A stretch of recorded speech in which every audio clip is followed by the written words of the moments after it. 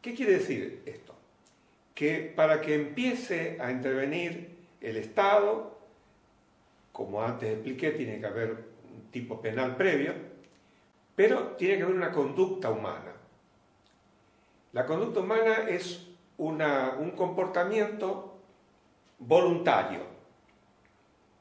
Y este comportamiento voluntario es el que se manifiesta en el mundo exterior. Entonces, si no hay conducta, obviamente no puede intervenir el derecho penal, porque decimos que es lo básico, es el comportamiento, la conducta. Nuestro Código Penal, que obviamente no es un cuerpo de doctrina, es una ley, no se refiere concretamente a los casos en que haya conducta, presume que hay conducta, se refiere a aquellos casos en que falta la acción, o sea, es la faz negativa del elemento conducta o acción primero en la teoría del delito. ¿En qué casos entonces no hay acción?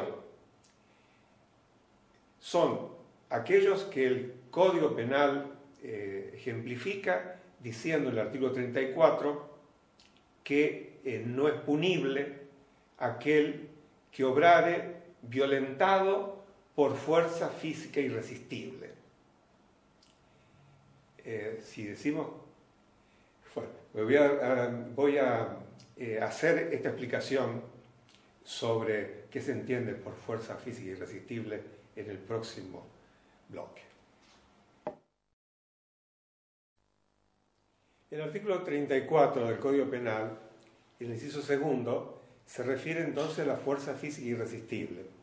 No es punible, obviamente, el que no ha podido actuar como ser humano, sino como instrumento, en su caso, de la actuación de otra persona o de fuerzas naturales. En ese caso no hay acción, obviamente no hay comportamiento, no hay conducta y el sujeto no es punible.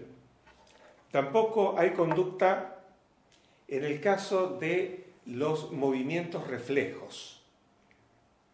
Los movimientos reflejos son una cuestión de orden fisiológico, porque muchas veces ante un estímulo el hombre mueve sus músculos, pero no interviene en ese movimiento el cerebro, sobre todo los centros superiores del cerebro, que son los que toman las decisiones propiamente humanas.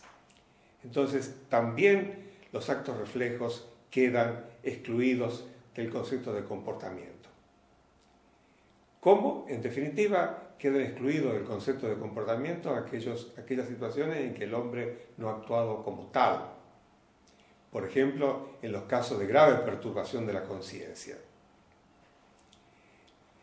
Superado este primer elemento, o sea, entendiéndose que hay acción en el sentido jurídico penal, lo que interesa fundamentalmente es si la acción es típica, porque, como decía antes, tiene que haber un precepto legal que establezca cuál es el hecho y a su vez el suceso tiene que adecuarse a esa descripción que hace el legislador de esa conducta. Entonces entramos al análisis del segundo elemento. El segundo elemento es la tipicidad. Y acá se desprenden de la concepción que tiene nuestro programa de la facultad alguna idea doctrinaria que de alguna forma en este momento tiene predominio en el mundo jurídico penal contemporáneo.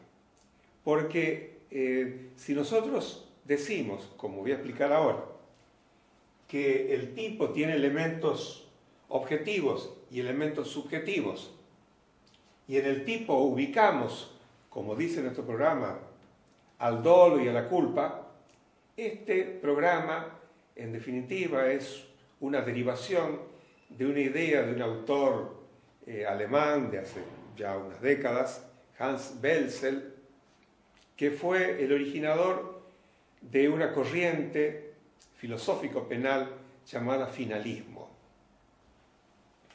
Entonces, nuestro programa, en su origen o en su concepción básica, es finalista, porque establece que el tipo penal se compone de elementos objetivos y subjetivos, y entre los elementos subjetivos están el dolo y la culpa.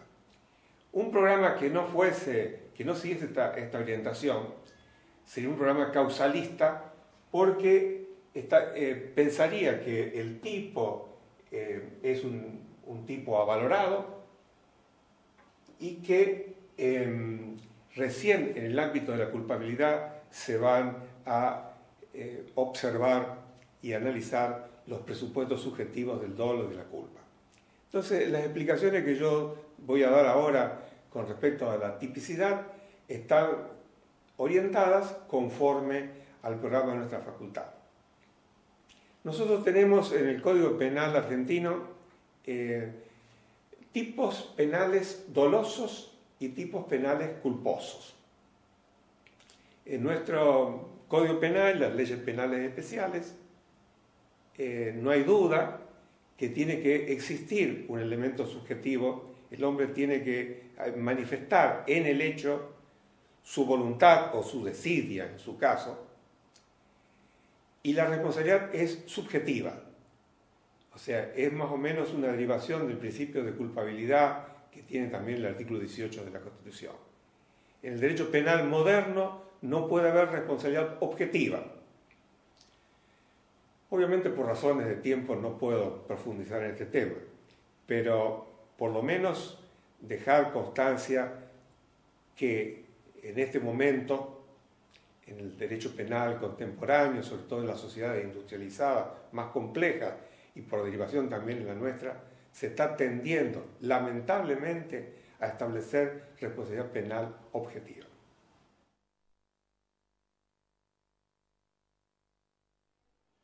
Voy a describir cómo se conforman los distintos tipos penales. Recordamos entonces que tenemos acción, tipicidad, antijuricidad y culpabilidad. Y ahora voy a apuntar que existen tipos penales dolosos, tipos culposos y tipos omisivos.